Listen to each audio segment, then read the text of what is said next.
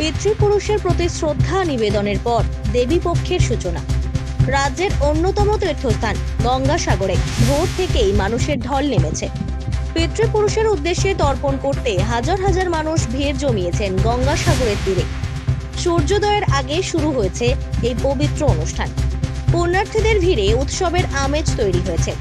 এই বিপুল জনসমাগম সামলাতে প্রশাসনের পক্ষ থেকে কঠোর নিরাপত্তা ব্যবস্থা নেওয়া হয়েছে। গঙ্গাসাগর কোস্টাল থানার তরফ থেকে পুণ্যার্থীদের নিরাপত্তা দিতে রাখা হয়েছে 14টি ট্রলার।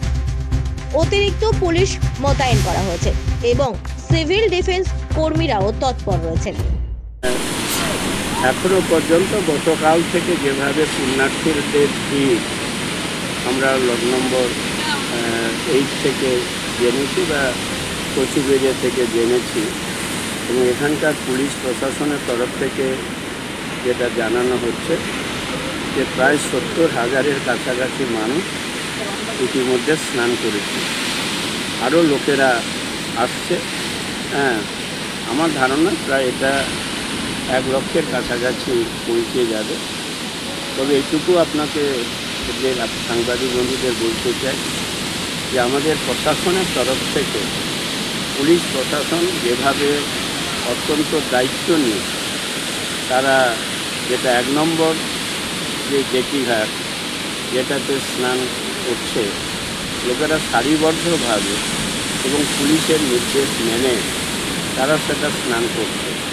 কারণ 2 নম্বর 3 নম্বর এই ঘাটগুলোতে স্নান করানো যাচ্ছে। যদিও আমি পুণ্যার্থীদের সুরক্ষার পাশাপাশি তাদের সুবিধার জন্য পর্যাপ্ত আলোর ব্যবস্থা, পানীয় জল এবং স্বাস্থ্য পরিষেবারও ব্যবস্থা করা হয়েছে। প্রশাসনের এই উদ্যোগের ফলে নির্বিঘ্নেই চলছে তর্পণ। রাজ্যের অন্যান্য নদী এবং ঘাটেও একই চিত্র দেখা গেছে।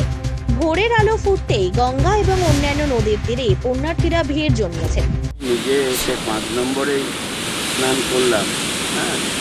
এইটুকুই বলতে পারি আমাদের রাজ্য সরকারের পুলিশ প্রশাসন, জেলা প্রশাসন সবাই তৎপর। এখানে এসডিপিও সাহেব নিজের থেকে মনিটরিং করছে। এর আগে আমাদের এসপি সাহেব এসে ঘুরে গেছে। তাছাড়া এখানে আমাদের যে থানার বড়বাবু পার্থবাবু, সারা রাত্রি ওনার ঘুম নেই। লোকেরা আসছে, স্নান করছে, ফিরে যাচ্ছে এবং তাদের আন্তরিকতার কোনো অভাব নেই।